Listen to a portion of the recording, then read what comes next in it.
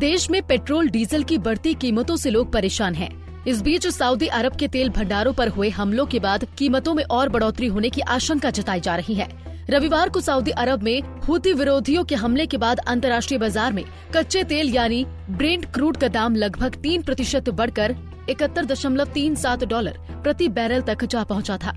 Corona virus महामारी के बाद तेल का ये दाम पहली बार $70 के पास पहुंचा है।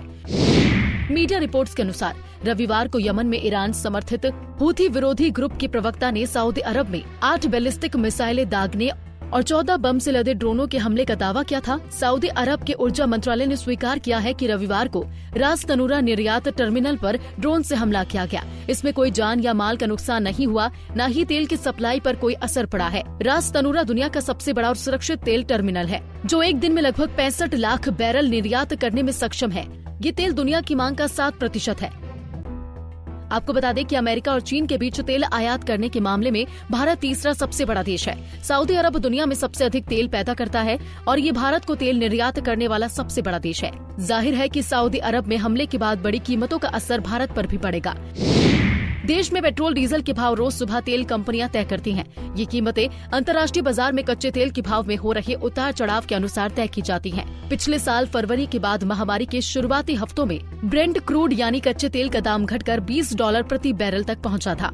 उस समय से अब तक इसमें 83% की वृद्धि हुई है, जो भारत में पेट्रोल और डीजल के बढ़ते दाम के कई कारणों में से एक बड़ा कारण है। सऊदी अरब और यमन के हूथी विद्रोहियों के बीच झगड़े से पैदा हुई अस्थिरता से अंतर्राष्ट्रीय स्तर पर कच्चे तेल के दामों में काफी बढ़ोतरी हो रही है, जिसका सीधा नुकसान भारत को हो रहा है। तेल पैदा करने वाले देशों के संगठन ओपेक ने भी तेल का उत्पादन कम कर दिया है, ताकि मांग और तेल के दाम बढ़ सके। भारत सरकार ने सऊदी अरब और तेल पैदा करने वाले दूसरे बड़े देशों से तेल का उत्पादन बढ़ाने की भी अपील की थी, लेकिन इन देशों ने भारत की मांग को ठुकरा दिया।